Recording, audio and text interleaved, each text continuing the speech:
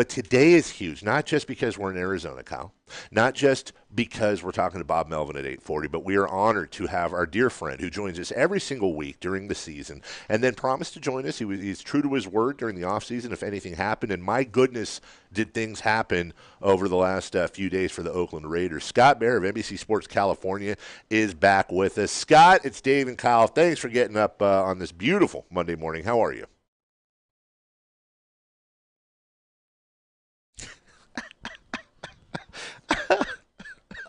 Oh, I forgot. I completely forgot. You've got new members of the household. Dude, you're not sleeping at all, are you?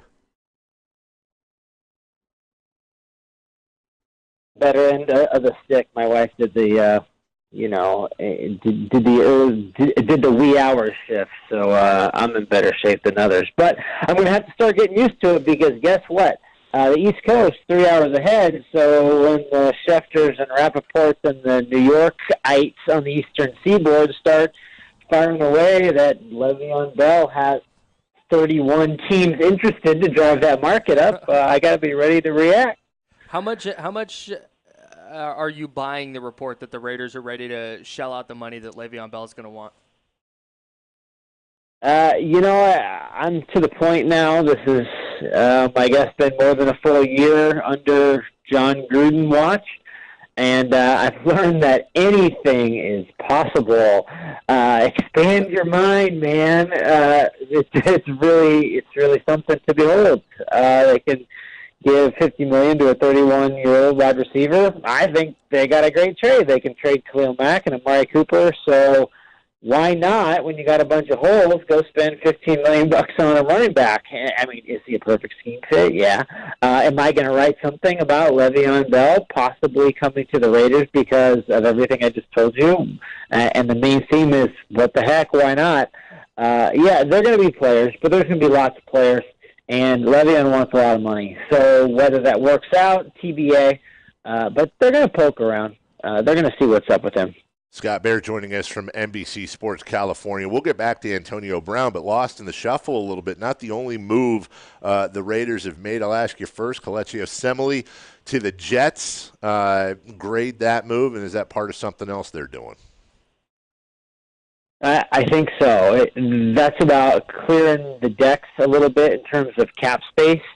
Kelechi was an All-Pro in 2016, and he was a road grader and a leader of a once dominant offensive line that was heavily paid or well paid. And I think what the fact of the matter is they were paying that interior line between Jackson, Osemele, and Hudson, I don't know, ballpark, $28 million, right? That's too much for three interior linemen when you have so many issues everywhere else.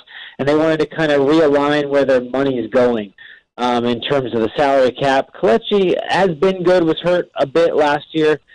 He's dropped 30 pounds. He played 2016 at 230. He's tipping the scales at 296 right now. At 330, he's tipping the scales at 296 right now.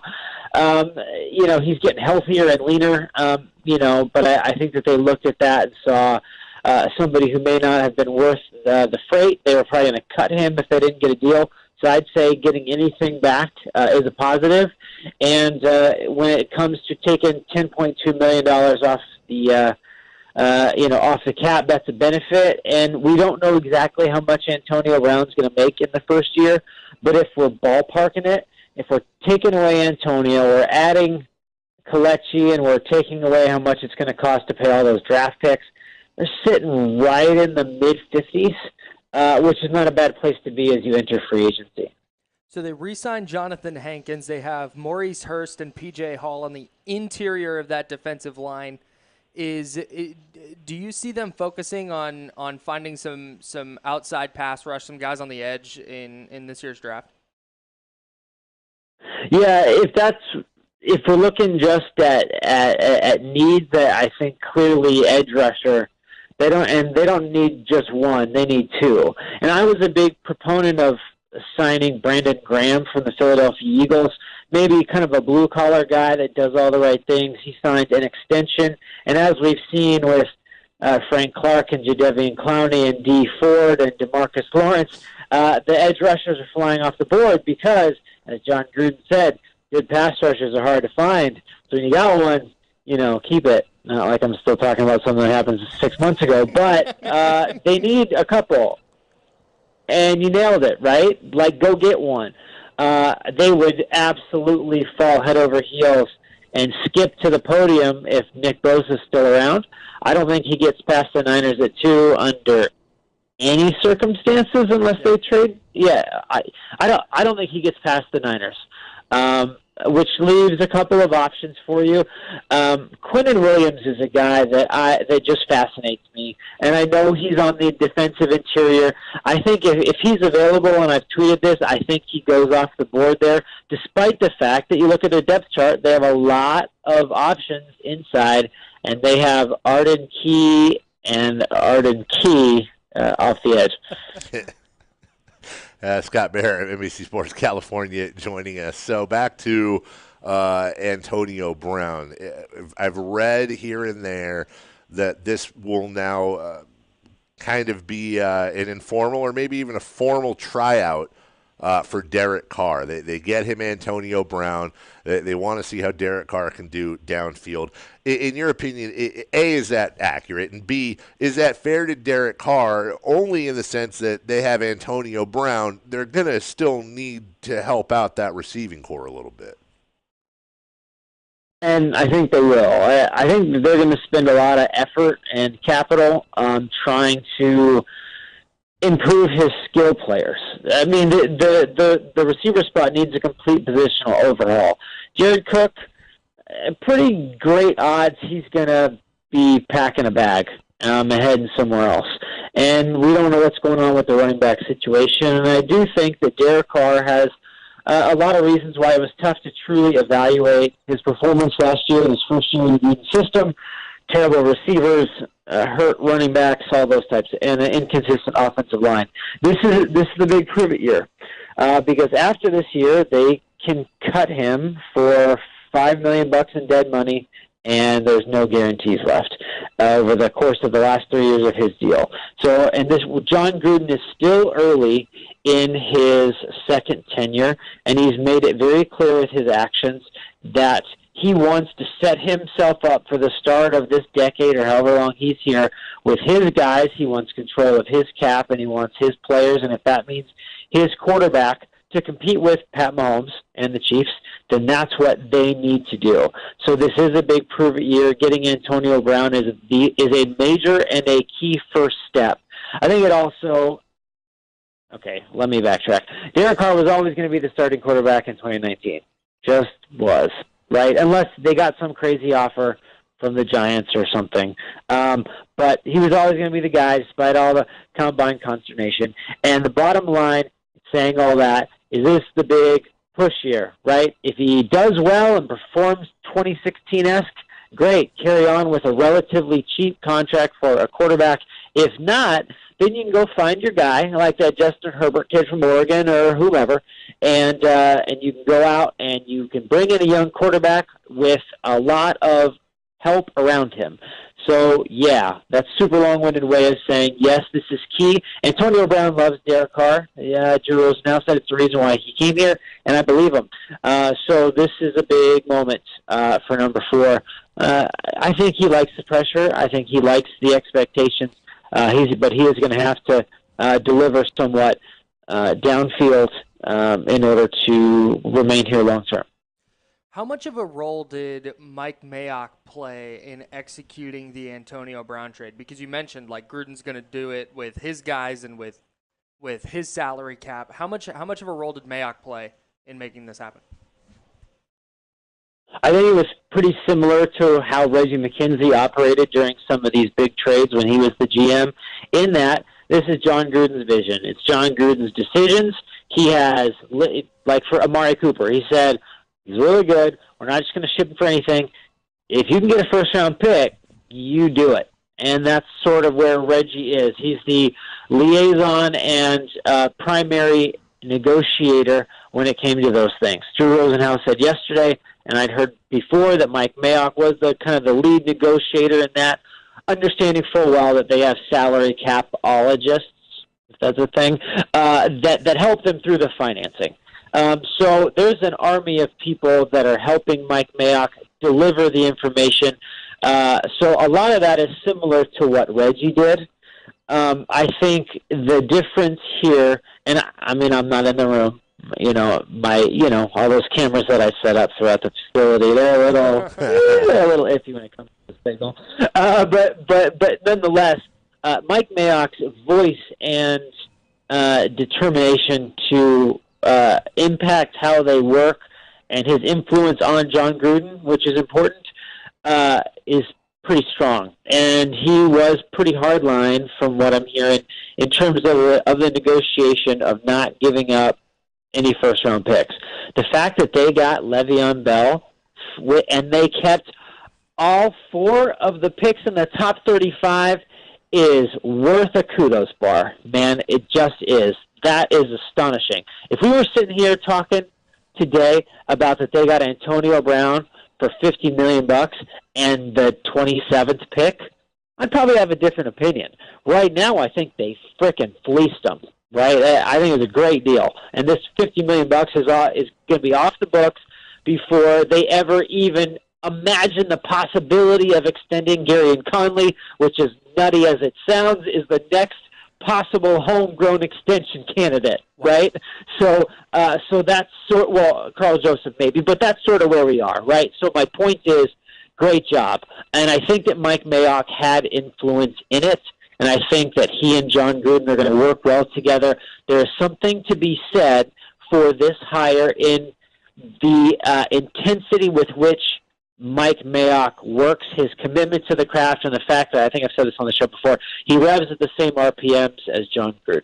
That's vital. Yes, he's more of a draft guy. I think he will have influence and he will have say, and maybe keep the Raiders on message when it comes to, and be disciplined when it comes to executing major transactions like the one they just completed on Saturday night. Scott Bair of NBC Sports California joining us. Obviously major on-field implications. Antonio Brown's arguably the best receiver in the game, but also was reading something where they were talking about the billboards in Vegas, and John Gruden's the only guy on the billboards because, quite frankly, you just don't know who the heck's going to still be there once they moved there.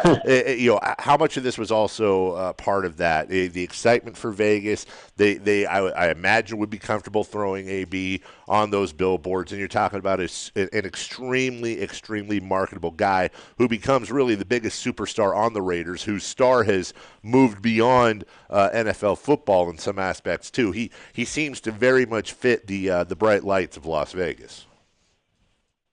Yeah, 1,000%. And I was trying to argue this point live on air yesterday, and with a person who really thought the trade was garbage. And I mentioned all those points. And whatever you can say about how much Antonio Brown is going to contribute to a competitive Raiders team once they complete this rebuild, of which there are many needs. And I kept saying exactly what you just said.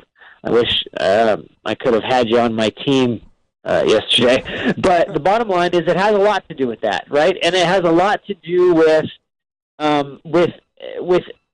being interesting and relevant in their last year in the East Bay, whenever that stadium deal gets signed. Maybe the 15th, likely the 15th, probably the 15th. But anyway, so all those things are important. And yeah, you can put him on a billboard in Las Vegas, and he's going to fit everything Vegas-y, and Antonio is going to like getting 13% of his paycheck back when his state taxes go from that number I mentioned in percentage to 0. So for all those reasons, yes.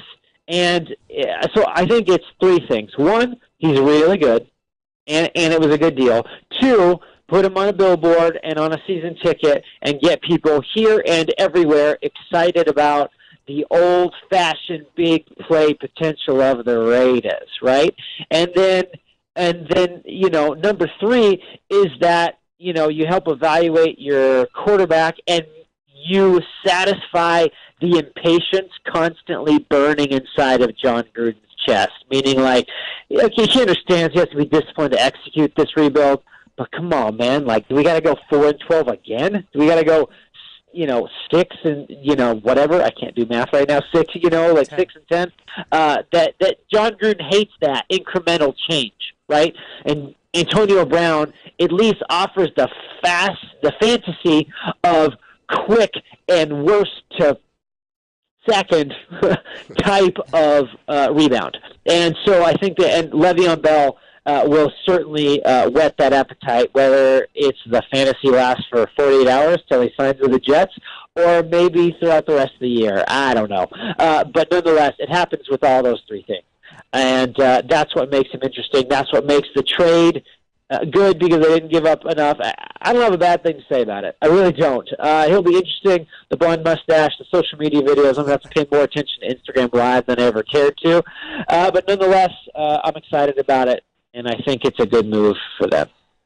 With legal tampering opening at 9 a.m. today, like you mentioned earlier, we talked a little bit about Le'Veon Bell, but who are some of the other maybe big names you expect the Raiders to be attached to early on? Yeah, I think their big splash signing has already happened. 3 years, $50 million. Right. That's a lot. In terms, and I think whether they got Antonio or not, I don't think they were going to treat free agency like they did last year, where it was like, let's go to Costco, right? Buy in bulk. I think ultimately this is going to be a different year where they kind of hope to have some laser guided focus and get some younger guys who can help with the rebuild. Mike Mayock said that. I believe him. It makes perfect sense because they're so close to Vegas now. In terms of big names, I look at that free safety market as a perfect opportunity to sign somebody that can be a leader in a young secondary and help right away. There's lots of good names out there. I was partial to Eric Weddle, one of my favorites I've ever covered, ever. He's already off the board to the Rams. A guy like LaMarcus Joyner, Clint Dix, Tashawn Gibson, maybe is a better fit for the 49ers, but I think he's really good. So I think a safety could definitely help. I think they're going to address maybe right tackle through the draft again.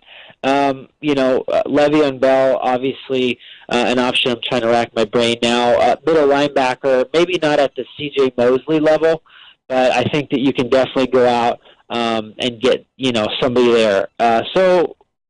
In terms of massive names, maybe not too many. Edge rushers, I think it's going to be difficult because they're going to be so expensive. I would anticipate, I've been wrong before, but I would anticipate them being out on a guy like Trey Flowers. Maybe Ziggy Ansah might come here. I've been a big proponent of a guy like Cameron Wake, who I know is 150, but can lead a young group of edge rushers. 140. So I think that's it. 140. Thank you, Wikipedia there. But yeah, so I think that a guy like that could help, Ziggy Ansah type, to kind of bridge the gap, get these young guys revved up. And again, it's so tough. You go back to number 4, right? You asked a while ago. Edge rushers, right? Lots of them. And I agree with that. And it's weird because Bosa, in my opinion, top guy on their board, the Kyler Murray conundrum. Again, you can't rule anything out. You look at Josh Allen, you're like, is he a perfect fit? I don't know. But hitting an edge rusher. 1 minute. And then who knows, again at 27, I think is the right way to go to accent some free agents. Again, less volume, more specific targets. And I don't think they're going to spend all their cap space. Ultimately, I think some of it's going to roll over because then they can really use the attraction of Vegas, everything state tax free, and really bring people in. Scott Bair, he's the best. NBC Sports California on top of each and every move the Raiders make, and even more importantly, each and every move the Raiders are likely to make. You can read him at NBCSports.com. Just follow the links and get to their Raiders coverage, and Scott will join us and has joined us every single week during the regular season. Should other news break, of course, Scott will be our first phone call. We appreciate you, buddy. Have fun getting absolutely no sleep whatsoever, and we'll talk to you soon.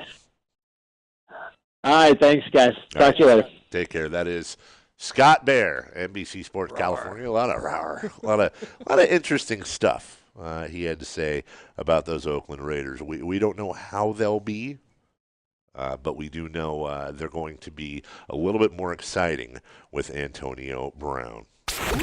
You're listening to The Drive.